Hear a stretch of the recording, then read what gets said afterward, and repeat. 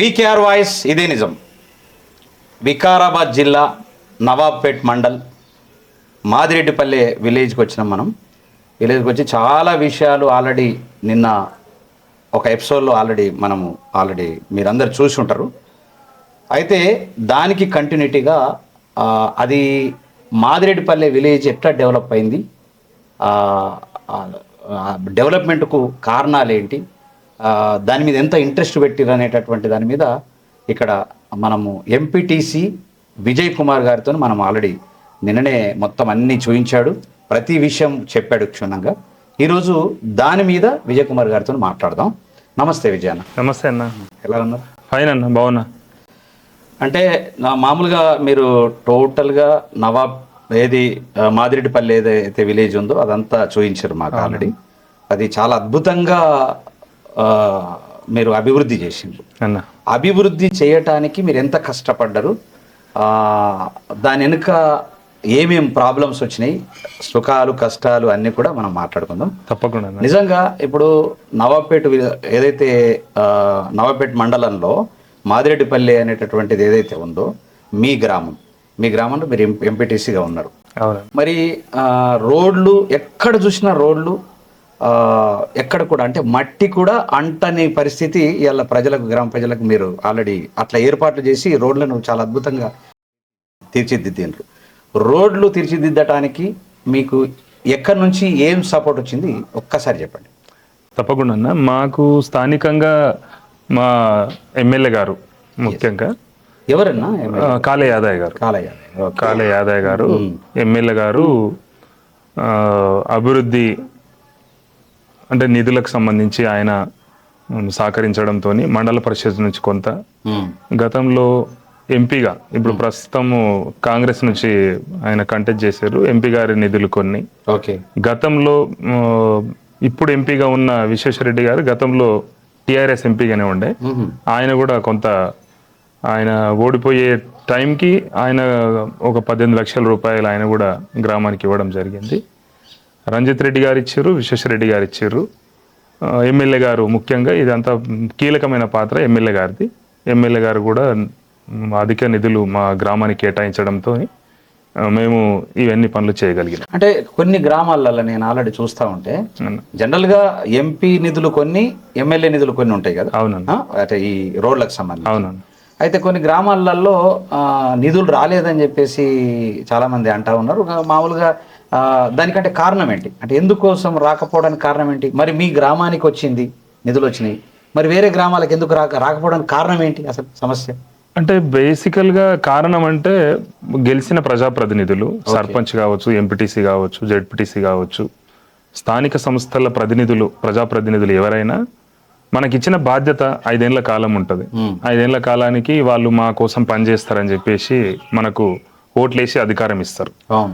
ఆ 5 ఏళ్ల కాలాన్ని ఎంత అద్భుతంగా మనం సద్వినియోగం చేసుకుంటున్నాము, ఆ అధికారాన్ని మనం ప్రజల కోసము అభివృద్ధి కోసం ఎంత బాగా వాడుతున్నాము అనే దాన్ని బట్టే గ్రామాల అభివృద్ధి నిధులు అనేటటువంటివి వస్తాయి. అంటే జనరల్గా సర్పంచ్ ఎంపీటీసీ మీద ఆధారపడి ఉన్నదంటారు, అంటే వాడుకోవడానికి 100%. గ్రామ స్థాయిలో సర్పంచ్ ఎంపీటీసీలో కోఆర్డినేషన్తో కనుక పనిచేస్తే తప్పకుండా ఏ పై స్థాయిలో ఉన్న ఎమ్మెల్యేలు కావచ్చు, మినిస్టర్స్ కావచ్చు, ఎంపీలు కావచ్చు, అది మండల పరిషత్ నుంచి అయినా జిల్లా పరిషత్ నుంచి అయినా మనం ఆ ఫండ్స్ మనం తీసుకోవచ్చు. అంటే ఓన్లీ రోడ్లకైనా ఇంకా దాన్ని ఫండ్ దేనికి వాడతారు? అన్ని రకాల అభివృద్ధికి మనం గ్రామానికి వాడవచ్చు. రోడ్ల మనం ఏ దానికోసం మనం అయితే ప్రపోజల్స్ తయారు చేసి మనం పెడతామో వాటికి సంబంధించి మనము ఫర్ సపోజ్ మాకు ఒక నర్సరీ ఉంది, నర్సరీ అభివృద్ధి కోసము నిధులు మనం తీసుకోవచ్చు. ఒక పల్లె ప్రకృతి వనం ఉంది, అభివృద్ధి కోసం మనం తీసుకోవచ్చు, చూపించినాయి. మా గ్రామ పంచాయతీ ఉంది, గ్రామ పంచాయతీలో ఇంకేదైనా కావాలంటే తీసుకోవచ్చు. మేము గ్రామంలో సీసీ కెమెరాలు కూడా ఏర్పాటు చేసుకున్నాం. ఆ గ్రామంలో మొత్తం సీసీ కెమెరాలు ఉంటాయి. వాటి కోసము రోడ్, అండర్ డ్రైనేజ్. జనరల్ గా మనము డెవలప్ అయిన కాలనీలలో, సిటీలలో మనం చూసుకుంటుంటాం అండర్ డ్రైనేజ్ ఉంది అని. డ్రైనేజ్ అనేది రోడ్ మీద వారకుండా గతంలో అంతా రోడ్ల మీద వదిలిపెట్టాం. ఇప్పుడు కొద్దిగా గ్రామాలలో అవేర్నెస్ పెరిగి మనం రోడ్ల మీద అట్లనే వదిలేస్తే వర్షాకాలంలో అడ్డమైన జబ్బులకి మనం గురవుతామని చెప్పేసి అవేర్నెస్ కొద్దిగా పెరిగి ముఖ్యంగా చెప్పాలంటే లాస్ట్ టైం ఉన్న సెంట్రల్ గవర్నమెంట్ కానీ స్టేట్ గవర్నమెంట్ కానీ కోఆర్డినేషన్ లో ఎన్ఆర్ఈజిఎస్ నిధులు చాలా అదే అడగబోతున్నా, అదే దానికి పేరేమన్నా ఉందా అని చెప్పేసి. ఎన్ఆర్ఈజిఎస్ నిధులు ఈ పల్లె ప్రకృతి వనం అది సెంట్రల్ కు ఎన్ఆర్ఐ ఎన్ఆర్ఈజిఎస్ నిధులు అనేది జాతీయ గ్రామీణ ఉపాధి హామీ పథకంలో వచ్చినటువంటి నిధులు, సెంట్రల్ పథకం. అది ఏం పేరు ఉంది అంటే స్టేట్ లో ఎట్లుంటది అన్న అంటే సెంట్రల్ వాళ్ళు ఇచ్చిన డబ్బులకి స్టేట్ కొంత డబ్బు కలిపితేనే ఆ ఫండ్ అది యూటిలైజ్ చేయగలుగుతాం. దాన్ని ఆ ఫండ్ మనం ఎప్పుడు యూటిలైజ్ చేస్తాం, ఇన్ని కోట్లు శాంక్షన్ అయిందని చెప్పిన రాతపూర్వకంగా కాగితాల మీద ఉంటది తప్ప దాని యూటిలైజేషన్ ఎప్పుడైతుంది అంటే, దాని వినియోగం ఎప్పుడైతుంది అంటే రాష్ట్ర ప్రభుత్వ భాగస్వామ్యము కేంద్ర ప్రభుత్వ భాగస్వామ్యంతో రెండు కలిస్తేనే ఆ నిధులను మనం వాడుకోవడానికి, అది అభివృద్ధికి వాడడానికి అవకాశం ఉంటుంది. జనరల్ గా అంటే గ్రామాలలో అంటే సర్పంచ్ కు ఎక్కువ పవర్ ఉంటుందా, మీ ఎంపీటీసీ లేక ఉంటుందా?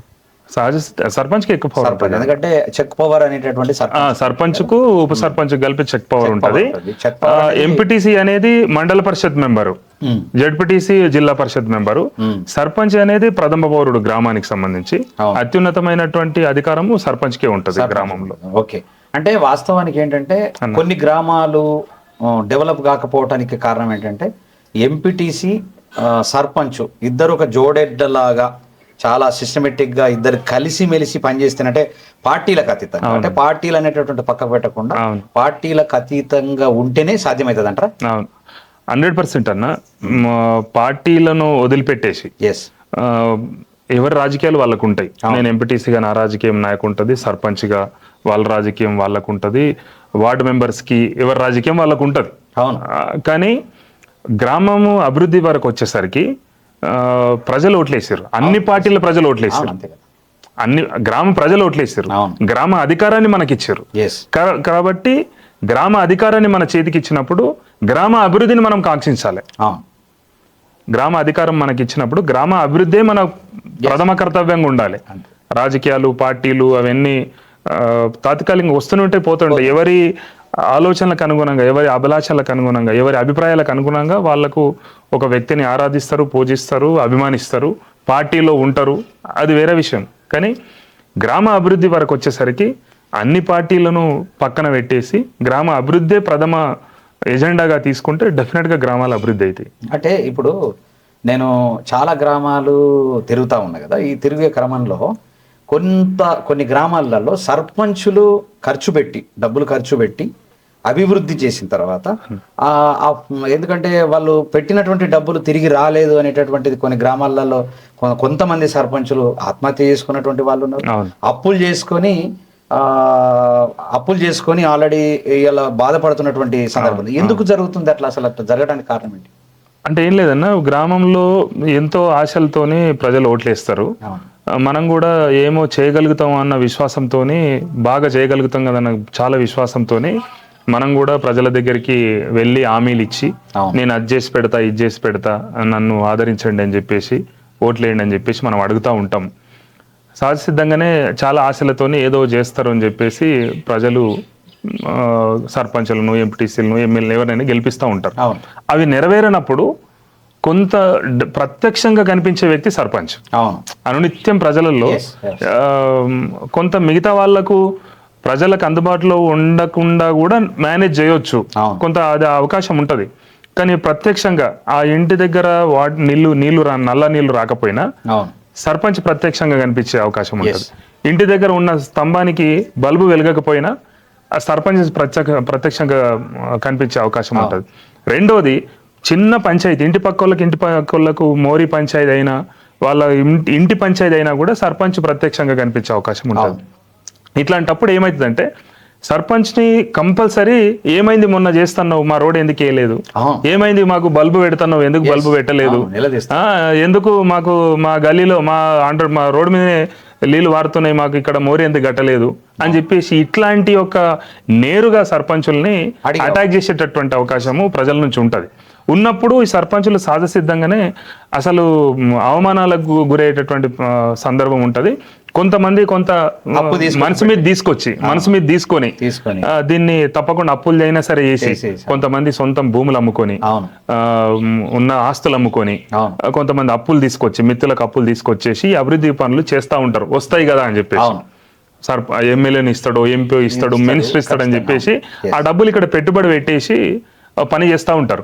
అవి సరిగ్గా టైంకు రాక, పెట్టిన పెట్టుబడి సరైన టైంలో రాక, బిల్లు కాక, మాస్టర్ కరెక్ట్ దాన్ని రాయక, దానికి చెక్కింగ్ అని రకరకాల పద్ధతుల్లో దాంట్లో జాప్యం జరుగుతూ సర్పంచులందరూ వాళ్ళ యొక్క పెట్టిన పెట్టుబడులు రాక, పెట్టిన పెట్టుబడులు సరైన టైంకి రాక వాళ్ళు చాలా మంది అప్పులకు గురయ్యి అప్పుల పాలైపోయి ఆస్తులు అమ్ముకొని ఆత్మహత్యలు చేసుకున్నట్టు పరిస్థితి ఉంది. ఇప్పుడు యాక్చువల్లీ కొన్ని గ్రామాలలోనైతే సర్పంచులు మాకొద్దు సర్పంచ్ అనేటటువంటి పరిస్థితి వస్తుంది, వద్దులే ఎందుకు అని. అంటే దీనంతటి కారణము అంటే ప్రభుత్వంలో ఉన్నటువంటి అంటే రాజకీయ నాయకుల లేకపోతే గవర్నమెంట్ ఉన్నతాధికారుల? అధికారులని ఏం చెప్పలేమన్నా, ఎందుకంటే అడ్మినిస్ట్రేషన్ ఇది ప్రజాస్వామ్య దేశం. మనకు ఒకసారి ప్రజలు అధికారం ఇచ్చిన తర్వాత అధికారులు కూడా ప్రజా ప్రతినిధుల అండర్లోనే వర్క్ చేయాలి.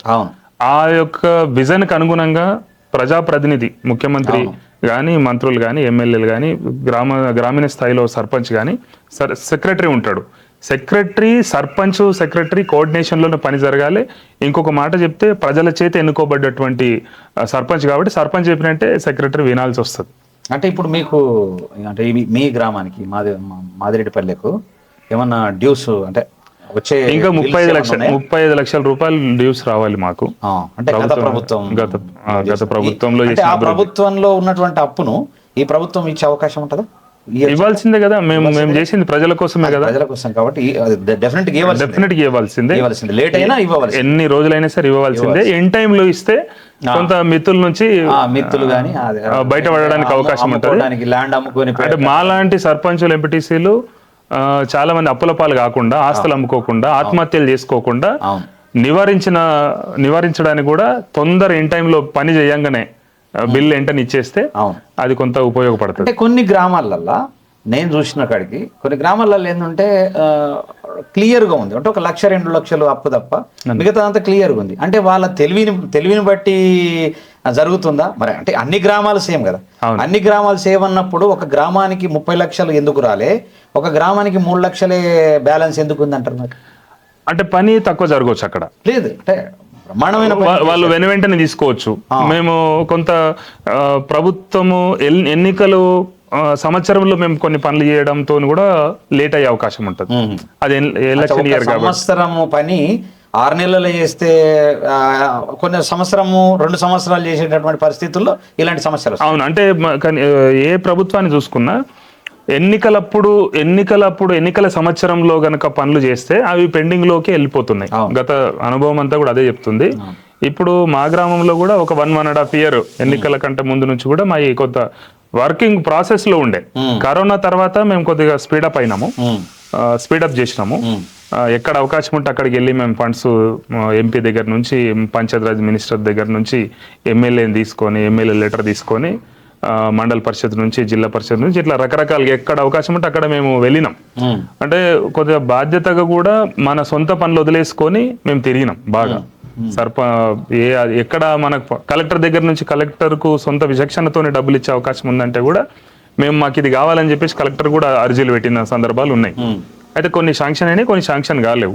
శాంక్షన్ అయిన వరకు మనం తీసుకొని పని చేయడం జరిగింది. అంటే నేను ఒకటి విన్నాను, అది నిజమా కాదా అనేది మీరు చెప్పాలి. ఏంటంటే ఇప్పుడు ఒక గ్రామంలో అంటే అధికారంలో ఉన్నటువంటి పార్టీకి సంబంధించినటువంటి సర్పంచ్ ఉంటే తొందరగా పనులు అవుతాయి. ఒకవేళ అధికారం ఉన్నటువంటి పార్టీ కాకుండా ప్రతిపక్ష పార్టీ ఉంటే మాత్రం పని కొంచెం మందకొడిగా జరుగుతుంది, కొంచెం ఇబ్బంది కూడా జరుగుతుంది అని విన్నా నేను. అది నిజమేనా?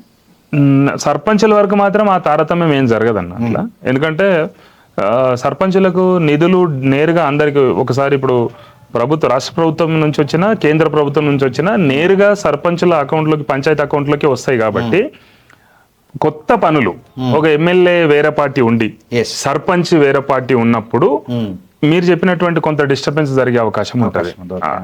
కానీ సేమ్ పార్టీ సర్పంచులు ఉన్నప్పుడు, సేమ్ పార్టీ ఎమ్మెల్యేలు ఉన్నప్పుడు ఆ ఇబ్బంది ఏం జరగదు. వాస్తవానికి ఏంటంటే ఇప్పుడు మీ గ్రామాలే ఇలా ఎమ్మెల్యే కావాలన్నా, ఒక ఎంపీ కావాలన్నా, ఒక ముఖ్యమంత్రి కావాలన్నా, ఒక ప్రధానమంత్రి కావాలన్నా గ్రామాలే ప్రధానం. గ్రామం మంచి అభివృద్ధి ఉండి సస్యశ్యామలంగా ఉండి గ్రామాలు అనేటటువంటి బాగుండి ప్రజలు బాగుంటే అన్నీ కూడా బాగా జరుగుతాయి. అందుకే వాస్తవానికి గ్రామాల మీద ఎక్కువ కాన్సన్ట్రేషన్ చేయవలసినటువంటి బాధ్యత ఉందంటారా మన ప్రభుత్వం మీద? 100% ఉంది. గ్రామాలు లేకపోతే పట్టణీకరణ ఎంత ఉందన్న? అవును, పట్టణీకరణ ఎంత ఉంది? ఇప్పుడు మన రాష్ట్రంలో 12,746 పంచాయతీలు, దాదాపు ఒక 140 వరకు మున్సిపాలిటీలు ఉన్నాయి. అవును. తర్వాత ఇప్పుడు హైదరాబాద్ చుట్టుపక్కల ఉన్న కొన్ని కూడా మున్సిపాలిటీలు ఉన్నాయి, కొన్ని నగర పంచాయతీలు ఉన్నాయి, కొన్ని కార్పొరేషన్స్ ఉన్నాయి. ఈ సరే ఎంతో కొంత నేను ఒక మాట అయితే గట్టిగా బలంగా చెప్పగలుగుతా. గతంలో కేసీఆర్ గారు 10 ఏళ్ల పాలనలో ప్రభుత్వం గతంలో ఎన్నడూ లేని విధంగా పల్లె ప్రగతి అనేటటువంటి కార్యక్రమం తీసుకొని 50 ఏళ్ళ నుంచి పేరుకుపోయినటువంటి చెత్తను ఊడిపించడం జరిగింది కేసీఆర్ గారు. అంటే కలెక్టర్లు, మండల స్థాయి అధికారులు, గ్రామ స్థాయి అధికారులు, సర్పంచులు, ఎంపీటీసీలు, పార్టీలకు అతీతంగా అందరూ దాంట్లో ఇన్వాల్వ్ అయినారు. చాలా గొప్ప కార్యక్రమం. అంటే గ్రామంలో చెత్త పేరుకుపోయి ఉంటుంది, అట్లనే పిచ్చి మొక్కలు మొరుస్తాయి. తర్వాత అందరు కూడా బహిరంగంగా మలమూత్ర విసర్జనలు జరుగుతూ ఉంటాయి. దీంతో అనారోగ్యాల పాలవుతూ ఉంటారు. వీటన్నిటికీ చెక్ పెట్టిండు కేసీఆర్ గారు. చెక్ పెట్టడంతో ఒక గొప్ప ముందు చూపుతోని ట్రాక్టర్ ప్రతి ఇంటికి చెత్తను ఎత్తడానికి ఒక ట్రాక్టర్ ఇచ్చారు. సిటీలో ఇప్పుడు మనం ఆటోలు చూస్తుంటాం మున్సిపాలిటీలలో, జిహెచ్ఎంసీలో.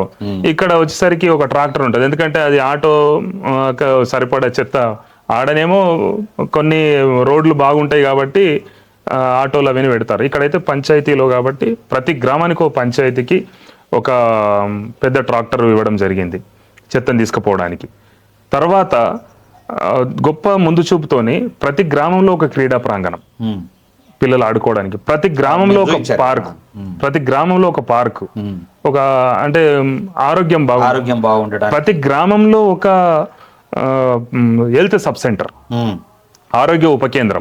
ఇది ప్రాథమిక ఆరోగ్య కేంద్రాలకు మండల కేంద్రంలో ఉంటే గ్రామంలో కూడా ఒక సబ్ కేంద్రం ఉండాలి, ఆరోగ్య ప్రాథమిక కేంద్రం ఉండాలి, సబ్ కేంద్రం అని చెప్పేసి, ఉప కేంద్రం ఉండాలని చెప్పేసి అది ముందు చూపుతో ఒక క్వాలిఫైడ్ డాక్టర్ని అక్కడ పెట్టి, ఆశా వర్కర్స్ని, ఒక నర్స్ని దానికి లింకప్ చేసి ఇట్లా బాగా జరిగింది గ్రామంలో. అంటే ఇప్పుడు కేసీఆర్ గారు చాలా, అంటే మీరు చెప్పేదాన్ని బట్టి చూస్తే కేసీఆర్ గారు చాలా అద్భుతంగా గ్రామాలకు చాలా రకాల అందించిండు, చాలా అభివృద్ధి చెందినాయి అని చెప్తున్నాం కదా. మరి నేనేమంటానంటే మరి ఎందుకు ఓడిపోవాల్సి వచ్చింది ఆయన? ఓడిపోవడానికి కారణం ఏంటి అసలు? అంటే ఇంత అభివృద్ధి చేస్తున్నాడు కదా, ఇంత అభివృద్ధి చేసిండు కదా, గ్రామాలు అన్ని గ్రామాలను అంత అభివృద్ధి చేస్తే అసలు ఎందుకు ఓటమి పాలు కావాల్సి వచ్చింది? మీరు అంటే కేసీఆర్ గారు ఓటమి కావడానికి నేనైతే ఒక మాట గట్టిగా చెప్పగలుగుతా. ఒకటి, కాంగ్రెస్ ప్రభుత్వం ఇచ్చిన గ్యారంటీ పథకాలతోని ప్రజలు కేసీఆర్ గారి కన్నా ఇంకా ఎక్కువ వస్తాయేమో అనేటటువంటి ఒక ఆశ జనాలు, నంబర్ 1. ఇంకో బలమైన కారణము, కొంతమంది కేసీఆర్ గారు ఎంత పర్ఫార్మెన్స్ చేసినా రాష్ట్ర వ్యాప్తంగా కొంతమంది ఎమ్మెల్యేలకు సంబంధించిన పర్ఫార్మెన్స్ ఆ ప్రజలకు నచ్చక, ఎమ్మెల్యే కేసీఆర్ గారు బాగుండ్రు, బాగా పనిచేస్తున్నారు, విధానాలు బాగున్నాయి, ప్రజల కోసం అన్ని కార్యక్రమాలు పథకాలు కూడా బాగున్నాయి, కానీ మా ఎమ్మెల్యే మా కరెక్ట్ ఇవ్వట్లేదు అనేటటువంటి ఒక అసంతృప్తిలో ఎమ్మెల్యేలను ఓడించడం అనేటటువంటి జరిగింది. అంటే మీరు అంటే ఎమ్మెల్యేల మీద ఉన్నటువంటి అసంతృప్తి అంటారు? ఎమ్మెల్యేల మీద ఉన్న అసంతృప్తి కొంత, అంతకంటే ఎక్కువ కాంగ్రెస్ ఇచ్చినటువంటి హామీలు, ఈ గ్యారెంటీ ఉచిత పథకాలు, అంటే కేసీఆర్ గారి కన్నా ఎక్కువ ఇస్తామని చెప్పి చెప్పడంతో ఆల్రెడీ కేసీఆర్ వచ్చేది వస్తుంది, కాంగ్రెస్ వస్తే ఇంకా అది కూడా యాడ్ అవుతుంది కదా మాకు అని చెప్పేసి. యాక్చువల్ ఏమనిపిస్తుంది, ఇప్పుడు 5 నెలలు 6 నెలలు అయిపోయింది కాంగ్రెస్ వచ్చి, అసలు ఏమనిపిస్తుంది వాస్తవానికి? అంటే కాంగ్రెస్ ఏం చేస్తుంది అనుకుంటారు? కాంగ్రెస్ నాకు తెలిసి 5 నెలల్లో ఒక ఉచిత బస్సు మాత్రమే వాళ్ళు అమలు చేయగలిగిర్రు. అది ఎందుకంటే డైరెక్ట్ పేమెంట్ ఇమీడియట్గా అంటే ప్రతి నెల ప్రభుత్వ ఖజానా నుంచి ఆర్టీసీ కూడా వాళ్ళు పేమెంట్ చేస్తుండొచ్చు, చేస్తున్నారు. అయితే ఇంకా ఏ పథకాన్ని కూడా వాళ్ళు ఇప్పటిదాకా ప్రారంభించలేదు. అన్ని ఆగస్టు 15కు ముఖ్యమంత్రి గారు షిఫ్ట్ చేశారు. అంత లోపల ఎంపీ ఎలక్షన్లు అయిపోతాయి, ఒకవేళ అయితే పంచాయతీ స్థానిక సంస్థల ఎన్నికలు కూడా అయిపోతాయి. ఆ తర్వాత వాళ్ళు చేస్తామా చేయమా అనేది వాళ్ళు బడ్జెట్ను చూసుకొని చేద్దామన్న దాంట్లో ఉన్నారేమో అని ఒకటి కనిపిస్తూ ఉంది. కానీ వాళ్ళు ఇచ్చిన ఏ హామీని కూడా వాళ్ళు అమలు చేయాలని నేనైతే కోరుకుంటున్నా. ఎందుకంటే ప్రజలు విశ్వాసంతోని ఆశతోని ఎవరేమి కేసీఆర్ గారు ఇచ్చిన ఇంట్లోకి వెళ్ళి ఇవ్వలేదు, నేను పనిచేసిన నా ఇంట్లోకి వెళ్ళి కాదు, రేపు రేవంత్ రెడ్డి గారు పనిచేసిన వాళ్ళ ఇంట్లోకి వెళ్ళి కాదు ఇచ్చిన కూడా అంతే. ప్రజలకు బడ్జెట్ ని ఆ రోజు దృష్టిలో పెట్టుకొని ఆయన ఇస్తా అని చెప్పిండు, నేను ఏ రకంగా అయినా సరే ఇస్తా అని చెప్పిండు. అది ఇచ్చి తీరాలి. ప్రజలకు ఇచ్చిన మాట ఆయన ఇచ్చి తీరాలి. డెఫినెట్ గా ప్రజలకు ఇచ్చిన మాట ఎవరైతే విస్మరిస్తారో ప్రజల చేత తిరస్కరించబడతారు వాళ్ళు. ఎస్. అయితే ఈ మామూలుగా మన గ్రామ అభివృద్ధికి మామూలుగా గుళ్ళు, తర్వాత పాఠశాలలు, తర్వాత గ్రామ పంచాయతీ అభివృద్ధి, ఇదంతా జనరల్గా ఉంటాయి. చాలా అభివృద్ధికి సంబంధించినటువంటి డిఫరెంట్ ప్రజలకు అవసరం ఉంటాయి.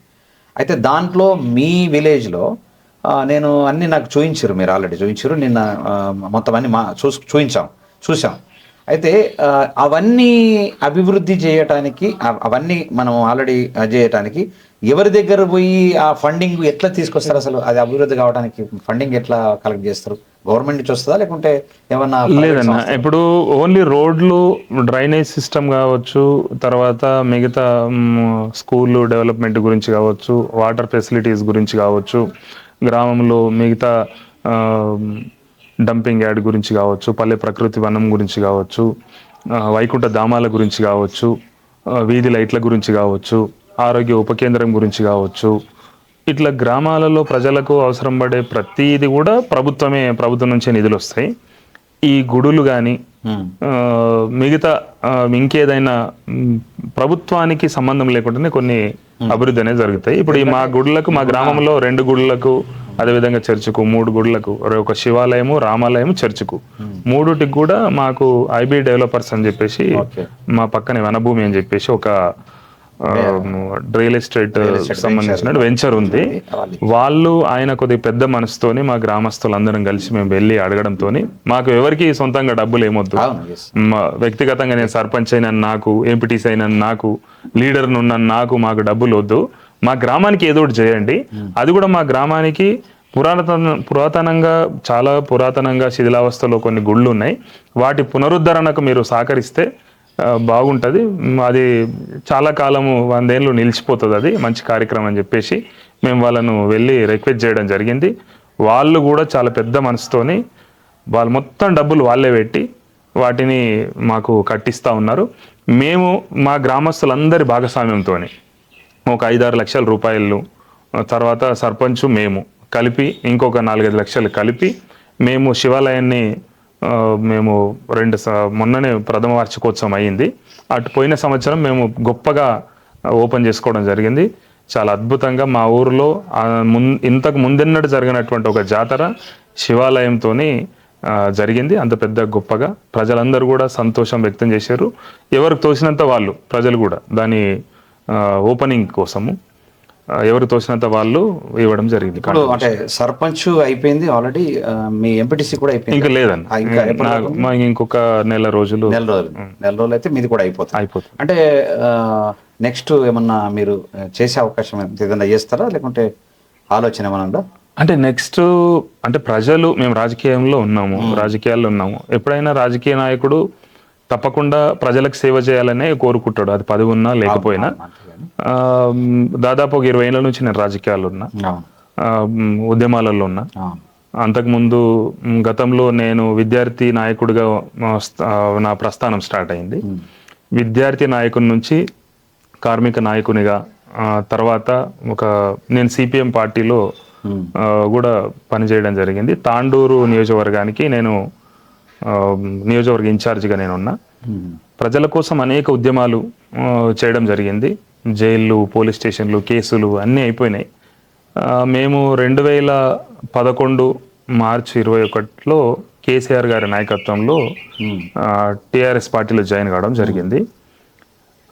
ఆ రోజు నుంచి ఈ రోజు వరకు మధ్యలో ఒక 5-6 నెలలు కొన్ని కారణాల రీత్యా కొద్దిగా వేరే కాంగ్రెస్లో వెళ్ళి రావడం జరిగింది. అయితే మళ్ళీ మేము సొంత పార్టీ అయిన టిఆర్ఎస్ పార్టీలోనే కొనసాగుతున్నాం. రాజకీయాలలో ఎప్పుడైనా పదవులు వస్తాయి పోతాయి. ఈ ఫస్ట్ టైం నేను ఎంపీటీసీ అయ్యింది. అంతకుముందు కూడా నేను ప్రజా జీవితంలోనే ఉన్నా, ప్రజల కోసమే పనిచేసిన, ప్రజలకు గొంతుకై నేను మాట్లాడిన. ఎక్కడ న్యాయం అనిపిస్తే, ఎక్కడ అక్కడ అన్యాయం ఉందని అనిపిస్తే నా వంతుగా నా గొంతు నేను వినిపించిన, మాట్లాడిన. ఇక ముందు కూడా సరే ప్రజలు ఏ అవకాశాలు వస్తాయి, రిజర్వేషన్స్ ఎట్లుంటాయి, భవిష్యత్తు ఎట్లుంటుంది అనేది మన చేతిలో లేదు. భవిష్యత్తు ఎట్లున్నా చివరి ఊపిరి దాకా అయితే ప్రజల కోసం పనిచేస్తాం, ప్రజల కోసమే మాట్లాడతాం. ప్రజా సమస్యల మీద అది ఏ ప్రభుత్వం ఉన్నా, అధికార పార్టీలో మొన్నటి వరకు కొనసాగి అది అధికారంలో ఉన్న టీఆర్ఎస్ పార్టీలైనా ఈ మా గ్రామ సమస్యలు, మా గ్రామం కావాల్సిన అభివృద్ధి వాటి మీద మాట్లాడినాం. ఇప్పుడు డెఫినెట్గా కాంగ్రెస్ ప్రభుత్వం అధికారంలో ఉంది. నేను ఒక టీఆర్ఎస్ బీఆర్ఎస్ పార్టీ నాయకునిగా, కార్యకర్తగా, ఒక ప్రజాప్రతినిధి మన పీరియడ్ అయిపోయిన తర్వాత కూడా తప్పకుండా ప్రజల పక్షాన, ప్రజల కోసం, ప్రజలకు ప్రభుత్వం ఇచ్చిన వాగ్దానాలని నెరవేర్చేటట్టు, ఆ బాధ్యతకు ప్రభుత్వము గుర్తుంచుకునేటట్టు నిరంతరం గుర్తు చేసే బాధ్యతగా మేము బాధ్యత తీసుకొని పనిచేస్తాం ప్రజల పక్షం. ఇప్పుడు మాదిరెడ్డిపల్లెలో ఎంత జనం ఉందండి? 1600 మంది, 1606 మంది ఓటర్స్ ఉన్నారన్న. 2000కి పైగా జనాభా ఉంటుంది. అంటే పెద్ద గ్రామం, పెద్ద 10 వార్డులు ఉంటాయి. ఇదంతా చూస్తుంటే మంచి హైట్, గుట్ట లాంటి ఒక మంచి హిల్ స్టేషన్ మాది. మంచి చుట్టుముట్టు కూడా గుట్టలు ఉంటాయి. ఇది గుట్ట మీద వెలిసిన గ్రామం ఇది మాదిరెడ్డిపల్లి. సరే, ఓకే. ఇప్పుడు మామూలుగా రాష్ట్రంలో ఉన్నటువంటి ఎంపీటీసీలకు కావచ్చు, మామూలుగా మీ ఎంపీటీసీలే తీసుకున్నాం, సర్పంచ్లకు కాబట్టి పక్కకు పెడితే ఎంపీటీసీలకు మీరు ఎట్లాంటి పని చేస్తే తొందరగా మన అభివృద్ధి చేసుకోవచ్చు మన గ్రామాన్ని అనేటటువంటిది ఏమన్నా మీరు సూచన చెప్పగలుగుతారా? డెఫినెట్గా అన్న. అయితే గ్రామాలలో సరే ఈ రాష్ట్రంలో ఉన్న ఎంపీటీసీలు అందరూ కూడా ఇంకా కొద్దిగా అధికారాలు ఎంపీటీసీలకు పెంచాలి అనేది నా ప్రభుత్వం నా అభిప్రాయం. అది ప్రభుత్వం కూడా ఈ రిక్వెస్ట్ ను స్వీకరిస్తే బాగుంటది. గత ప్రభుత్వాలలో ఎట్లాంటి అధికారం అంటే ఇంకా కొద్దిగా ఫండ్స్ వాళ్ళకు పెంచాలి. అంటే మీకు సపరేట్ ఉంటుందా ఫండ్? మాకు మండల పరిషత్ నుంచి సపరేట్ ఉంటుంది. మండల పరిషత్ సర్పంచులకు నేరుగా రాష్ట్ర ప్రభుత్వం, కేంద్ర ప్రభుత్వం నుంచి నేరుగా పంచాయతీలకు నిధులు వచ్చే అవకాశం ఉంది. మాకు ఎంపీటీసీలకు మండల పరిషత్ నుంచి నిధులు వచ్చే అవకాశం ఉంది. ఇప్పుడు నేను కొద్దిగా చొరవ చూపించి ఎమ్మెల్యేలు తెలుసు, తర్వాత ఎంపీలు తెలుసు, కొంత మంత్రులు తెలుసు, తెలియకపోయినా తెలుసుకొని నేను ఒక ప్రజాప్రతినిధిగా నాకు ప్రజలు అధికారం ఇచ్చిండ్రు, ఒక బాధ్యత ఇచ్చారు, 5 ఏళ్ళు పనిచేయడానికి అవకాశం ఇచ్చారు. మన సొంత పనులు కొంత మానుకొని కొంత నేను కొద్దిగా తిరిగి నేను పని చేయగలిగిన చేసిన. అయితే ఇది అందరికీ సాధ్యపడుతుందా అంటే సాధ్యపడకపోవచ్చు. చాలా మంది ఎంపీటీసీలు వాళ్ళు చాలా డబ్బులు ఖర్చు పెట్టి అప్పుల పాలు అయ్యి వాళ్ళు ఎంపీటీసీలుగా అయ్యి తర్వాత ఏం పని చేయాలనో అర్థం కాక ఆ సర్పంచులతో కొంత వైరుధ్యం ఉండి, పార్టీ ఎమ్మెల్యేలు వేరే వాళ్ళు ఉండడంతో వాళ్ళతో కొంత వైరుధ్యం ఉండి, ఎంపీపీలు వేరే వాళ్ళు ఉండి వాళ్ళతో కొంత వైరుధ్యం ఉండి, వేరే పార్టీలు వైరుధ్యం అంటే పెద్ద గట్ట పంచాయతీలు, పొలం పంచాయతీ, ఒరం పంచాయతీలు ఏం కాదు, కానీ పార్టీల పంచాయతీలతోనే కొంత మోమాట పడి వాళ్ళు అడగలేక పోక, వీళ్ళకు కూడా సరైనటువంటి గౌరవం దక్కక, పంచాయతీలలో సరైన గౌరవం దక్కక కొంత అసహనానికి గురేటటువంటి పరిస్థితి ఉన్నది కూడా. అయితే అది కొద్దిగా మారాలి. వీళ్ళకు కూడా కొంత ఫండ్స్ ఇచ్చి, ప్రత్యేకమైనటువంటి ఫండ్స్ ఇచ్చి, వీళ్ళు కూడా ప్రజాప్రతినిధులే, ప్రజల చేత ఎన్నుకోబడినటువంటి వాళ్ళే, వీళ్ళకు కూడా కొంత ఫండ్స్ ఇస్తే, వీళ్ళకు కూడా కొన్ని నిధులు ఇస్తే, వీళ్ళ నిధుల ద్వారా కూడా వీళ్ళకి ఎక్కువ నిధులు కేటాయిస్తే. ఇప్పుడు నాకు 2 గ్రామాలు ఉన్నాయి, లింగంపల్లి అని చెప్పేసి, మాదిరెడ్డిపల్లి అని చెప్పేసి. ఈ 2 గ్రామాలకు అనుబంధ గ్రామం ఉంది. అనుబంధ గ్రామం ఉంది లింగంపల్లి. ఇప్పుడు నేను సొంతంగా ఇప్పుడు నేను సర్పంచులతోనే నేను మమేకమై నేను పనిచేయగలిగిన కాబట్టి డెఫినెట్ గా ఇది సక్సెస్ అనే చెప్పాలి. ఈ 5 ఏళ్ల కాలము నేను విభేదించినా వాళ్ళు విభేదించినా ఈ అభివృద్ధి అనేది కుంటుపడుతుంది, అభివృద్ధి జరగదు. నేను నా లీడర్ గిరి నేను చూపించుకొని వాళ్ళ లీడర్ గిరి వాళ్ళు చూపిస్తే డెఫినెట్ గా అభివృద్ధి అనేది కుంటుపడుతుంది. ప్రజలు మన మీద పెట్టుకున్న విశ్వాసాన్ని మనము నష్టం చేసిన వాళ్ళం అవుతాం 5 ఏళ్ల పాటు. అందుకే నేను లింగంపల్లి గ్రామంలో అయినా మాదిరెడ్డిపల్లి గ్రామంలో అయినా సర్పంచులు వాళ్ళు ప్రథమ పౌరులు వాళ్ళనే ముందుకు పెట్టి నేనేం చేయగలుగుతా, నేను ఆలోచించుకున్నా గెలిచిన నాడే ఈ గ్రామాలు ఈ 5 ఏళ్ల పాటు నేను ఏం చేయగలుగుతా గ్రామానికి, నాకున్న అవకాశాలు ఏంటి, నాకు గ్రామానికి ఉన్న అవసరాలు ఏంటి, నేను బేరీ చేసుకొని నేను ఎక్కడ నా చొరవ నేను ఎక్కడ ప్రదర్శిస్తే మన గ్రామానికి ₹1 వస్తుంది అభివృద్ధి కోసం. ₹1 నిధులు ఎక్కడికి వెళ్ళి రాబట్టుకోగలుగుతా నేనని చెప్పేసి నేను కొంత నాకంటూ నేను కొద్దిగా ప్రణాళిక రూపొందించుకొని ఎమ్మెల్యే గారి దగ్గరికి, మన మండల పరిషత్ నుంచి లేదా ఎంపీల దగ్గరికి, మినిస్టర్ల దగ్గరికి కొంత నేను ఆ ప్రయత్నం చేసిన. అది సర్పంచులతోని మమేకమై నేను పనిచేసినందుకు ఈరోజు దాదాపు మా గ్రామంలో ఒక 1,80,00,000 వరకు మేము పనులు చేయగలిగినాము. తర్వాత లింగంపల్లి గ్రామం పక్క గ్రామంలో కూడా దాదాపు అక్కడున్న సర్పంచ్ బెస్ట్ పర్ఫార్మెన్స్ ఇచ్చాడు. 3వ సర్పంచ్ అయ్యిండు ఆయన, నరసింహులు గారు అని. ఆయన 3వ సర్పంచ్ అయ్యిండు. చాలా గొప్పగా పనిచేసిండు. ఊర్లో అసలు ఆ గ్రామంలో కూడా అసలు ఏం పని చేద్దాం, నెక్స్ట్ ఏం పని పెడదాం అంటే పని లేకుండా అయిపోయింది. అంత 100% పని జరిగింది. మా గ్రామానికి 5 జాతీయ అవార్డులు వచ్చినాయి మండల స్థాయిలో. మేము కలెక్టర్ గారి నుంచి మేము అవార్డు తీసుకోవడం జరిగింది. అక్కడ గ్రామీణ ఉపాధి హామీ తరఫున రాష్ట్రపతి చేతుల మీదుగా లింగంపల్లి గ్రామంలో సర్పంచ్కి పోయినసారి ఆయనకు అవార్డు ఇవ్వడం జరిగింది పోయిన సంవత్సరం. కాబట్టి ఈ 2 గ్రామాలు చాలా ఆదర్శంగా నిలిచినాయి. ఈ ఆదర్శంగా నిలవడానికి కూడా గొప్ప కారణము మా 2 గ్రామాలలో కూడా, ముఖ్యంగా మాదిరెడ్డిపల్లి మా గ్రామంలో అయితే రాజకీయ గొడవలు అనేటటువంటి లేవు. అదే అడగబోయాను. రాజకీయ గొడవలు చాలా అన్ని రాజకీయ పార్టీలు ఉన్నాయి మా ఊర్లో. బీజేపీ ఉంది, కాంగ్రెస్ ఉంది, బీఆర్ఎస్ ఉంది, అన్ని ఉన్నాయి. కానీ ఎవరి రాజకీయాలు వాళ్ళు చేసుకుంటారు. అభివృద్ధి విషయానికి వచ్చేసరికి డెఫినెట్ గా అందరు సహకరించారు కాబట్టి, ఇప్పుడు గ్రామ ప్రజలందరూ సహకరించారు కాబట్టి మేము ఈ పని 5 ఏళ్ల కాలం ఈ ప్రజలకు సేవ చేయగలిగినాం. ఒకవేళ నిజంగా అభివృద్ధికి అందరు కాళ్ళు అడ్డమేసి ఉంటే ఒక రోడ్డు కూడా కాదు. మనం జనరల్ గా ఒక రోడ్డు పని చేయాలనుకోండి, కొద్దిగా రోడ్డు విస్తరించాలనుకున్నప్పుడు అంతకుముందు పాత రోడ్డు ఉన్నప్పుడు వాళ్ళు కొంత రోడ్లకు జరిగి కొంత రాళ్ళు పెట్టుకోను, కొంత తడకలు కట్టో లేకపోతే కాంపౌండ్ వాళ్ళు పెట్టో అని జరుగుతూ ఉంటాయి. అట్లా మా గ్రామంలో కొంత అట్లా ఉన్నప్పుడు కూడా మేము వెళ్ళి రిక్వెస్ట్ చేసినాం, మన గ్రామం గురించే కదా, మనం కొద్దిగా రోడ్ వెడల్పు చేస్తే మీ ఇంటి వరకే రోడ్ వస్తుంది కదా, మనకు శాంక్షన్ అయింది 12 ఫీట్లే రోడ్డు, కానీ మనం దాన్ని 16 ఫీట్లు వేసుకుందాము, ₹1 ఎక్కువ ఖర్చు అయినా పర్వాలేదు అని చెప్పేసి కొంత మేము డేర్ చేసి, సర్పంచ్ గారు మేము కొంత డేర్ చేసి రిక్వెస్ట్ చేసి వాళ్ళని ఒప్పించి మేము ఆ పనులు చేయగలిగినాము. గ్రామంలో కొద్దిగా రోడ్లను విస్తరించగలిగినాం అక్కడక్కడ.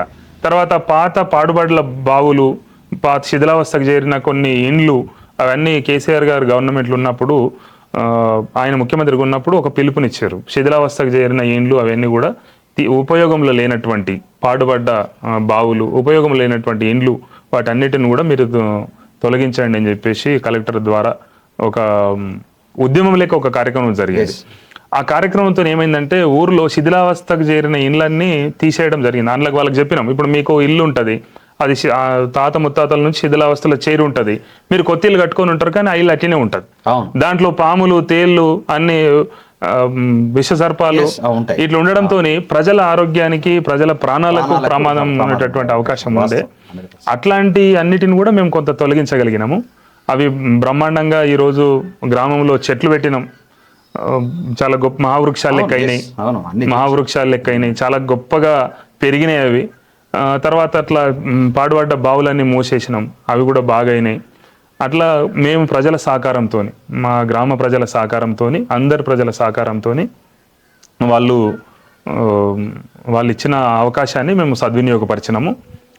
ఒకటి నేనేం చెప్పగలుగుతా అంటే, ఈ సర్పంచ్ స్థానమైనా, ఎంపీటీసీ స్థానమైనా, అది ఎమ్మెల్యే స్థానం, ఏ స్థానమైనా అపోజిషన్లో ఉన్న వాళ్ళు, ఇలా ఆ పదవిలో లేని వాళ్ళు ఉన్న వాళ్ళని గౌరవిస్తే డెఫినెట్గా నెక్స్ట్ వచ్చే వాళ్ళు ఒకవేళ రావాలనుకుంటే ఆ స్థానానికి వాళ్ళకు కూడా గౌరవించబడతారు, నిధులు కూడా కరెక్ట్ వస్తాయి, నిధులు కూడా కరెక్ట్గా వస్తాయి. ఇవాళ మీరు అధికారంలో ఉన్నారు, నేను లేనని, నేను మీకు ఆపోజిట్ అని, నేను మిమ్మల్ని క్రిటిసైజ్ చేస్తే, నేను మిమ్మల్ని అవమానపరిస్తే, నేను మిమ్మల్ని ఆటంకపరిస్తే, మీరు పరిగెడుతుంటే మీ కాళ్ళలో నేను కట్టేస్తే, రేపు నాకు అధికారం వచ్చినప్పుడు నేను కూడా అదే పని చేస్తా కదా. 100% మేము చేయబోయే కార్యక్రమమే అది. ఎందుకంటే మీలాంటోళ్ళు అంటే కొంత అనుభవం ఉన్నటువంటి వాళ్ళు, రాజకీయ అనుభవం కావచ్చు, ప్రజలతోని మమేకమై ఉన్నటువంటి అనుభవం కావచ్చు, అది ప్రజలకు తెలియజేసి వాళ్ళు మోటివేట్ అయ్యి వాళ్ళ గ్రామాల్ని అభివృద్ధి చేసుకోవటానికి కోసము చేస్తున్నటువంటి ఈ ఇంటర్వ్యూలు, ఈ ప్రయత్నం వాస్తవానికి. ఎందుకంటే ఒకరికొకరికి తెలియదు. మీ టెక్నిక్, మీరు చేస్తున్నటువంటి టెక్నిక్ నాకు తెలియదు, నాకు తెలిసిన టెక్నిక్ మీకు తెలియదు. ఒకరికొకరి టెక్నిక్ తెలిస్తే వాళ్ళ గ్రామం అభివృద్ధి చెందడానికి ఆస్కారం ఉంటుందన్న ఉద్దేశంతోనే మేము గ్రామ సర్పంచుల యొక్క, ఎంపీటీసీల యొక్క ఇంటర్వ్యూలు చేసి వాళ్ళ లోపల ఉన్నటువంటి బాధలు, కష్టాలు, సుఖాలు అనేటువంటి ప్రతిదీ కూడా ప్రజలకు చెప్పడానికే వచ్చినాం. కాబట్టి ఇప్పుడు మీకున్నటువంటి, మీ గ్రామంలో ఉన్నటువంటి ఏదైనా బాధ, ఏదైనా సుఖం ఏమున్నది, ఏదన్నా ఉన్నదా, ఇంకా ఏదన్నా కావాల్సిన వెళుతుందన్న? మా గ్రామంలో మాకు మెయిన్గా ఇప్పుడు ప్రధాన రోడ్డు అది దాదాపు ఒక 18-20 ఏళ్ళు అయింది వేసి, అది కొద్దిగా డౌన్ అయింది రోడ్డు. ఇండ్లు కొద్దిగా ఒక హైట్లో కట్టుకునేసరికి అది కొద్దిగా డౌన్ అయింది. మాకు అది 1 కిలోమీటర్ రోడ్డు. మాకు ఆ రోడ్ అయితే అది ఏ పార్టీ వాళ్ళు ఇచ్చినా పర్వాలేదు, ఏ నాయకుడు తెచ్చినా పర్వాలేదు.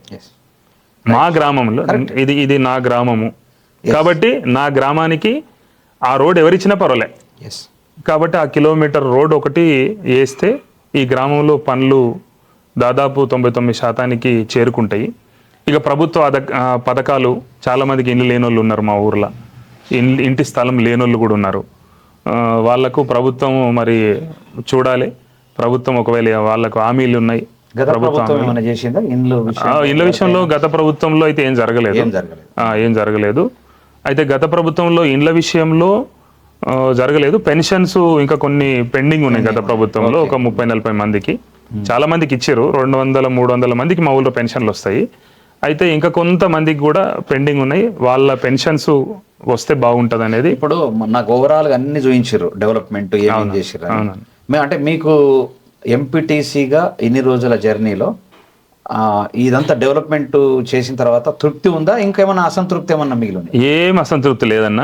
ప్రజలు ఇచ్చిన అధికారాన్ని 5 ఏళ్ల పాటు నేను ఊరి కోసము సరిగ్గా పనిచేసిన అనేటటువంటి తృప్తి నాకుంది. నేను ఏం చేయగలను, నా ఎంపీటీసీగా ఉన్న కాస్త అధికారాలతోని ఏం చేయగలుగుతానో అంతకు మించి నేను చేయగలిగిన అనేటటువంటి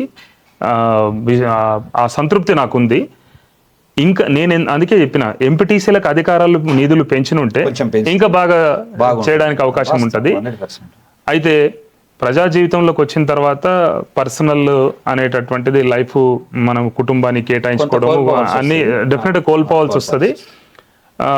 సొంత కుటుంబం అంటే పిల్లలు కావచ్చు, కుటుంబం కావచ్చు, సొంత పనులన్నీ ఆల్మోస్ట్ అన్ని కూడా కోల్పోయేటటువంటి అవకాశం వస్తుంది. నేనైతే ఒక మాట చెప్పగలుగుతా, ప్రజా జీవితంలోకి వచ్చిన వాళ్ళు, మేము వచ్చి కుటుంబాన్ని కోల్పోయినాము, మేము సొంతంగా నష్టపోయినాము, ఇవన్నీ మాటల కంటే కూడా మనం వేస్తున్న అడుగు దేంట్లో మనం వేస్తున్నాము అనేది మనం తెలుసుకొని విచక్షణతోనే మనం అడిగేస్తాం. ప్రజల కోసం సేవ చేయాలని చెప్పేసి మనం అడిగేస్తాము, ప్రజల కోసం పనిచేయాలని చెప్పేసి మనం అడిగేస్తాము. ఆ విశ్వాసాన్ని ప్రజలు నమ్మే మనకు ఓట్లు వేస్తారు, అధికారం ఇస్తారు.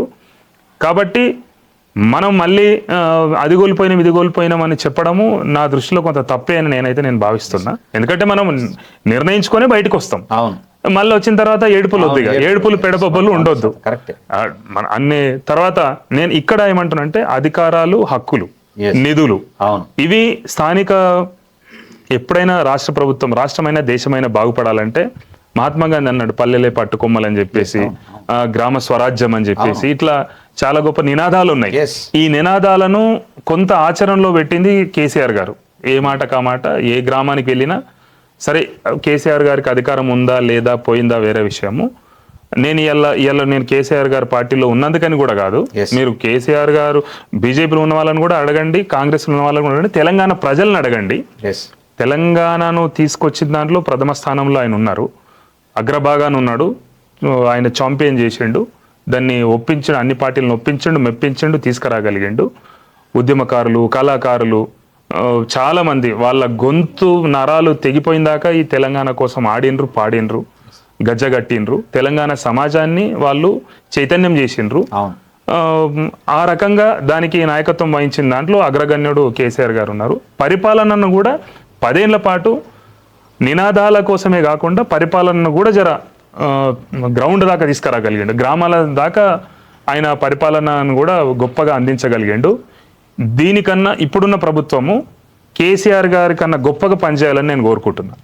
తప్పకుండా. అయితే తర్వాత కేసీఆర్ గారి కన్నా గొప్పగా, కేసీఆర్ గారి కన్నా ఎక్కువగా, కేసీఆర్ గారు ఇచ్చిన పథకాల కంటే ఎక్కువ పథకాలు ఇచ్చి ప్రజలతోని మెప్పు పొంది ఇంకా ఇంకా ఇంకా వాళ్ళు అసలు ఇట్లాంటి గవర్నమెంట్ ఎల్లకాలం ఉండాలని చెప్పి కోరుకునే విధంగా వాళ్ళు పనిచేయాలి, ఈ ప్రభుత్వం పనిచేయాలని చెప్పేసి నేను కోరుకుంటున్నాను. అయితే నేను ఒకటి మళ్ళీ మర్చిపోయినా, ఇప్పుడు 2 గ్రామాలు కదా, మీరు 2 గ్రామాలు అభివృద్ధికి మీరు ఆల్రెడీ మీ సహకారం ఉన్నది, 20 ఏళ్ళ మీ రాజకీయ అనుభవం ఉన్నది. ఈ అనుభవంలో అంటే మీకున్నటువంటి ఫ్రెండ్షిప్ అనొచ్చా, లేకుంటే ఆ చనువు అనొచ్చా, రాజకీయ నాయకులతో ఆ రిలేషన్షిప్ అనొచ్చా, ఏదైనా సరే, దాంట్లో మీరు పక్క గ్రామాలకు ఎవరికన్నా ఒక మాట సహాయం కానీ లేదా ఇంకా ఏదైనా సహాయం చేసిండ్రా? నేను మండల పరిషత్ జనరల్ బాడీ సమావేశాలలో ఉన్నప్పుడు తప్పకుండా మండల పాలసీస్కు సంబంధించినటువంటి కొన్ని గ్రామాలలో బెల్ట్ షాపులు ఉండే. బెల్ట్ షాపులు ఉన్నప్పుడు ఇట్లా అన్ని గ్రామాలలో ఉండొద్దని చెప్పేసి నేను అన్ని గ్రామాలను దృష్టిలో పెట్టుకొని నేను మండల పరిషత్తులో జనరల్ బాడీ సమావేశంలో నేను ఈ ఇష్యూ రేజ్ చేసిన, గట్టిగా నేను మాట్లాడిన, ప్లస్ లెటర్లు కూడా ఇచ్చిన. అదే రకంగా నిధులకు సంబంధించి అన్ని గ్రామాల సర్పంచులకు, కొన్ని 5-6 గ్రామాల సర్పంచులకు నిధులు ఇంకా ఇవ్వట్లేదని వాళ్ళు కూడా అడిగినప్పుడు వాళ్ళ గొంతుతో గొంతు కలిపి నేను కూడా ఆ నిధులు వాళ్ళకి సర్పంచులకు కేటాయించాలని చెప్పేసి నేను మాట్లాడిన. అదే రకంగా మిగతా ఇంకా కొన్ని సమస్యలకు సంబంధించి జనరల్ బాడీలో నాకు ఒక అవకాశం ఎక్కడ ఉంటుందన్నా, నేను జనరల్ బాడీలో మాట్లాడడానికి అవకాశం ఉంటుంది. అన్ని సంబంధిత అధికారులందరూ కూడా జనరల్ బాడీకి వస్తారు. నేను అక్కడనే విద్యుత్ సమస్య మీద నేను చాలా గ్రామాల కోసం కూడా నేను మాట్లాడినా. ఇంకొక మాట చెప్పాలి, మా గ్రామంలో ఒక 50-60 ఏళ్ళ కింద విద్యుత్ వచ్చింది మా గ్రామానికి. దాని తర్వాత మేము ఒక సపరేట్ లైను, మేము సర్పంచ్ ఎంపీటీసీ అయిన తర్వాత సబ్ స్టేషన్ నుంచి సపరేట్ లైన్ ఒకటి మేము తీసుకురాగలిగినాం. అంటే పీడరు, దాన్ని మాకు 3 గ్రామాలకు సంబంధించిన ఒక పీడర్ ఉంటుంది. ఆ పీడర్ని ఒకటి చేంజ్ చేయాలని చాలా కాలం మేము ట్రై చేసినాము. కాకపోతే అది దాంట్లో కొంత ఆ పని పెండింగ్ లో ఉంది. ఆ పీడర్ కనుక వస్తే మా గ్రామానికి నేరుగా సబ్ స్టేషన్ నుంచి కరెంట్ వస్తుంది. ఎందుకంటే అంతరాయం బాగుంది. వేరే పుల్మాండి అని పక్కన గ్రామం ఉంటది, అక్కడ వట్టిమేనపల్లి, దాతాపూరు, ఈ గ్రామాలలో ఏ గ్రామంలో వాళ్ళు ఎల్సీ తీసుకున్నా ఇంకో గ్రామంలో కరెంటు బంద్ అవుతుంది. అట్లాంటి ఒక సమస్యను మేము 90% మేము పూర్తి చేయగలిగినాం డైరెక్ట్ కనెక్షన్ తీసుకొని. అదొక గొప్ప పని మేము చేయగలిగినాము. అయితే ఇప్పుడు మీ గ్రామ సర్పంచ్ పేరు యశోద గారు. యశోద సర్పంచ్ మీరు మంచి కలిసే చేస్తారా? 100% సర్పంచ్ మేము కలిసే పనిచేసినాము. గ్రామ అభివృద్ధి కోసము గెలిచిన 5 ఏళ్ళు వాళ్ళ లాస్ట్ జనవరి 31 వాళ్ళ పీరియడ్ కంప్లీట్ అయ్యింది. ఈ రోజు వరకు కూడా సర్పంచ్ గారు మేము కలిసే పనిచేసినాము. సర్పంచ్ గారు మేము కలిసి పనిచేయడంతో అభివృద్ధి జరిగింది. అయితే నాకంటే ఫైనల్గా ఏంటంటే, ఇప్పుడు ఏదైతే గత ప్రభుత్వం ఈ ప్రభుత్వం 2 ఆల్రెడీ వ్యత్యాసాలు అయితే మీరు చూస్తూ ఉన్నారు. సరే, ఇది 5 నెలలు 6 నెలలు అయిపోయింది. ఈ పవర్ కరెంటుకు సంబంధించింది కొన్ని గ్రామాలు ఏమంటున్నాయంటే ఫుల్ ఫ్లెడ్జ్గా కరెంటు ఉండట్లేదు అనేటటువంటిది వినబడుతుంది. మనమైతే చూసింది లేదు, వినడమే తప్ప చూడడం కానీ అక్కడ పోయి చేయడం జరగదు. పవర్ ఎట్లా ఉంటుంది, కరెంట్ ఎట్లా ఉంటుంది మీ గ్రామంలో? 24 గంటలు ఉంటుందా, ఏమన్నా 1 గంట 2 గంటలు పోయే అవకాశాలు ఏమన్నా కనిపిస్తా ఉన్నాయి? అన్న, కేసీఆర్ గారు గవర్నమెంట్ వచ్చిన కొత్తలో కొంతకాలము కొంత ఇబ్బంది అయ్యి దాన్ని సెటరైట్ అయిన తర్వాత కరెంట్ అంతరాయం అనేది లేదు, అసలు లేదు. 24 గంటల కరెంట్ వచ్చింది. కాంగ్రెస్ గవర్నమెంట్ వచ్చిన తర్వాత కరెంటు విపరీతంగా కరెంటు కటింగ్లు ఉన్నాయి. ఇప్పుడు ఏదో పేరుతో ట్రీ కటింగ్ చేస్తున్నామని ఓ రోజు కరెంట్ కటింగ్, ఆడ ఎల్సీ తీసుకోరని కరెంట్ కటింగ్, ఏ పేరు ఏదో అవి పెట్టేసి విపరీతమైన ఏది లేకుంటే, వర్షం లేకున్నా గాలి లేకపోయినా కూడా కరెంట్ కట్ చేస్తుండ్రు. అది ఎందుకు కట్ చేస్తుండ్రు అంటానంటే అక్కడికి వెళ్ళే పోయిందని చెప్పేసి ఇట్లా సమాధానాలు వస్తున్నాయి. కరెంట్ కట్టింగ్ చాలా తీవ్రంగా ఉంది కాంగ్రెస్ గవర్నమెంట్. ఇప్పుడు మీ మాదిరెడ్డిపల్లె చుట్టుపక్కల వ్యవసాయం ఉంది కదా, మంచి వ్యవసాయం, ఏం పంటలు పండుతాయి? మా దగ్గర ఎక్కువ కూరగాయలు, పువ్వులు, కొంత ఎక్కువ ఈ మా నవపేట్ మండలానికి సంబంధించి రేగడి నేలనే పువ్వులు, కూరగాయలు ఎక్కువ గతం నుంచి అవే పండిస్తుంటాం. ఈ మధ్యలో చాలా మంది రియల్ ఎస్టేట్ ప్రభావంతో కొంతమంది సొంత భూములు ఇక్కడ అమ్ముకొని కొద్దిగా ఎక్కువ రేట్కి ఇక్కడ అమ్ముకొని తక్కువ ఎక్కడొస్తే అక్కడ కొనుక్కొని కొంత అక్కడ షిఫ్ట్ అవుతున్నారు. కొంత వ్యవసాయము ఒక 20% తగ్గింది. అంటే ఇప్పుడు నాకు ఒక బాధకరమైనటువంటి విషయం ఏంటంటే, ప్రతి గ్రామంలో గవర్నమెంట్ పాఠశాల ఉంటుంది. మీ పాఠశాలలో మీరు ఆల్రెడీ చూపించారు, ఆల్రెడీ మన గత ఎపిసోడ్లో ఆల్రెడీ పాఠశాలలు చూసాము, ఎంతమంది ఉన్నారు అనేటువంటిది కూడా అది తెలియజేసినాం. అంటే చాలా తక్కువ విద్యార్థులు ఇలా స్కూల్కు పోయి చదువుకునేటువంటి కారణాలు ఏంటి, అసలు ప్రాబ్లం ఏంటి? ఏం లేదు, ప్రభుత్వ పాఠశాలల మీద, ప్రభుత్వ హాస్పిటల్స్ మీద విశ్వాసం తగ్గడమే. అంటే ఇక్కడ క్వాలిఫైడ్ టీచర్స్ ఉంటారు ప్రభుత్వ పాఠశాలల్లో.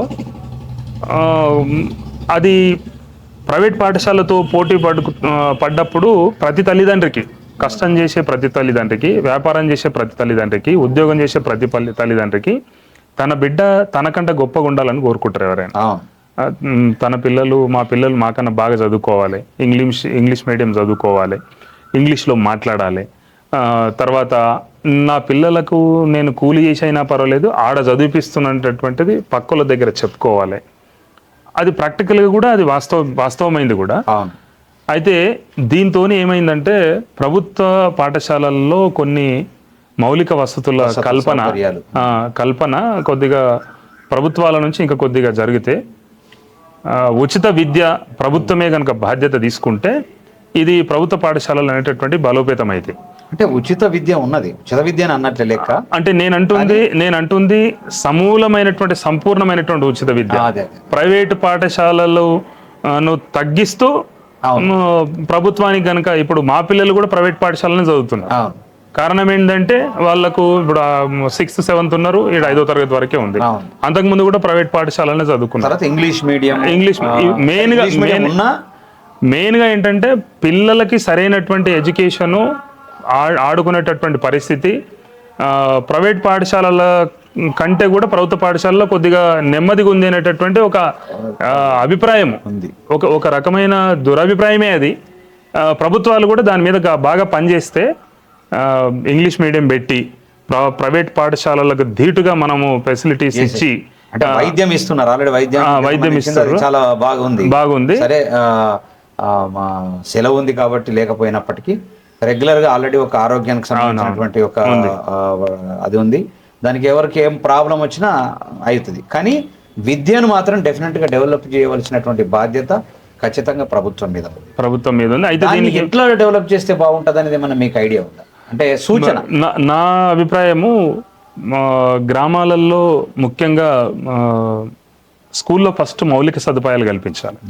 డ్రింకింగ్ వాటర్, టాయిలెట్స్, మంచి బోర్డు, మంచి భవనము, మంచి క్లాస్ రూమ్స్, మంచి కూర్చోవడానికి మంచి బెంచీలు, మంచి గ్రౌండ్, తర్వాత మంచి ఆట వస్తువులు, తర్వాత దానికి సరిపడా స్ట్రెంత్కి సరిపడా టీచర్స్ని, ఇవన్నీ మనం కనుక సమకూరిస్తే కొంత మనం ప్రైవేటు వైపు పోయేటటువంటి విద్యార్థులని మనం డైవర్ట్ చేయడానికి అవకాశం. గురుకుల పాఠశాలలు బాగా అభివృద్ధి చెందినాయి. వాస్తవానికి గురుకుల పాఠశాలలు ఉంది.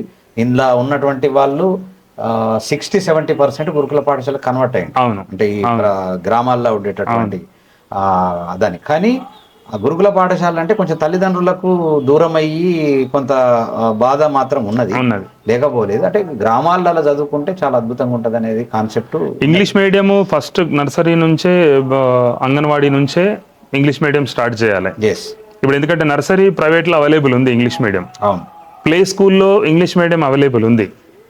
అట్లా ప్లే స్కూల్ నుంచి ప్రభుత్వం కూడా ఇంగ్లీష్ మీడియం కనుక మనం ప్రవేశపెట్టగలిగితే ఈ ప్రభుత్వ పాఠశాలను కాపాడడానికి అవకాశం ఉంటుంది. ఇట్లనే కనుక వదిలేస్తే నిర్వీర్యం అయిపోతాయి. ఇప్పుడు రెసిడెన్షియల్ స్కూల్స్ కొంత బలోపేతం అవుతున్నాయి.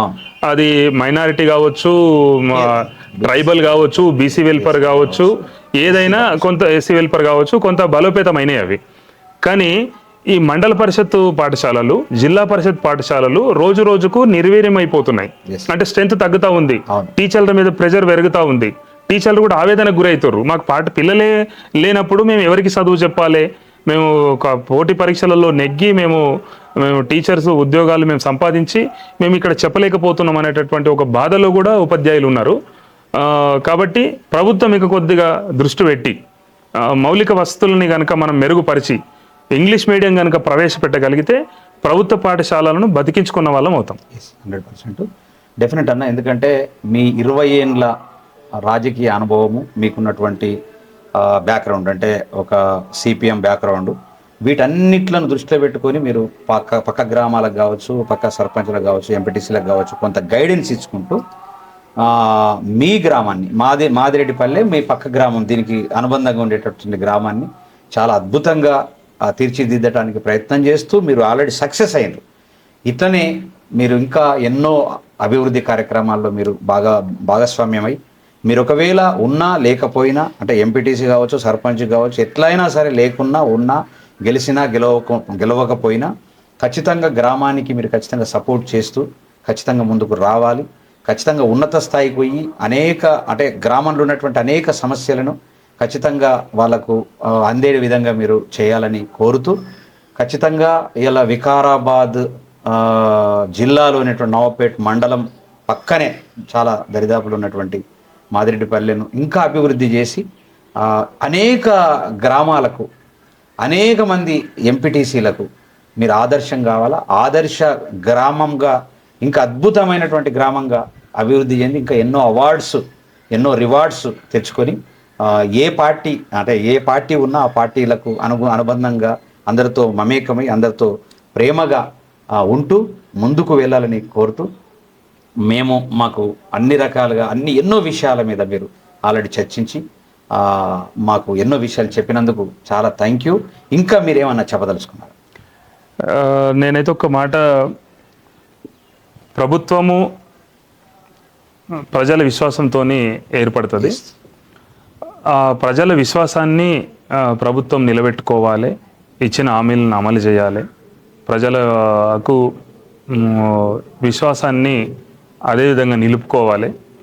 సర్పంచులు, ఎంపీటీసీలు గ్రామాలలో రాజకీయ పార్టీలను కొంత పక్కన పెట్టేసి వాళ్ళకు అధికారం రాగానే అభివృద్ధి మీద కనుక పనిచేస్తే డెఫినెట్గా గ్రామాలు అభివృద్ధి అవుతాయి. రాజకీయ పార్టీలనే బేస్ చేసుకొని నీ పార్టీలు ఉన్నా అనేది పార్టీ లైనే తీసుకుపోతా అనేటటువంటిది కాకుండా ఏ పార్టీ అనేది పక్కన పెట్టేసి మన లైను గ్రామ అభివృద్ధి, గ్రామం అభివృద్ధే ప్రధాన ఎజెండా, మనల్ని గెలిపించింది గ్రామ అభివృద్ధి కోసం అని చెప్పేసి ఈ రకమైనటువంటి ఆలోచనతో కనుక 5 ఏళ్ల కాలం మనకు అవకాశం ఉంటుంది. సర్పంచులు, ఎంపీటీసీలు దీని మీద కనుక పనిచేస్తే తప్పకుండా గొప్పగా గ్రామాల అభివృద్ధి అవుతాయి అని చెప్పేసి నేనైతే బలంగా నమ్ముతున్నా. నేను దాన్ని విశ్వసిస్తున్నా. థ్యాంక్ యూ అన్న, థ్యాంక్ యూ వెరీ మచ్. ఎందుకంటే ఇంత ఓపిక్గా ఎన్నో విషయాలు మాకు చెప్పినందుకు చాలా చాలా థ్యాంక్స్. ఇదండి ఈరోజు వికారాబాద్ జిల్లా నవాబ్పేట్ మండల్ మాదిరెడ్డిపల్లె విలేజ్కి సంబంధించినటువంటి అభివృద్ధిలో కీలకంగా తన శాయశక్తుల ప్రయత్నం చేసి అభివృద్ధి చేసినటువంటి ఎంపీటీసీ విజయ్ కుమార్ గారితో ఈరోజు మనం ఎన్నో విషయాలు తెలుసుకున్నాం. మునుముందు రేపు ఇంకొక ఎంపీటీసీ సర్పంచ్తో మనం ముందుకెళ్దాం. మీకోసమే నేను, నా కోసమే మీరు. వీకేఆర్ వాయిస్, ఇదే నిజం. జై తెలంగాణ. జై తెలంగాణ.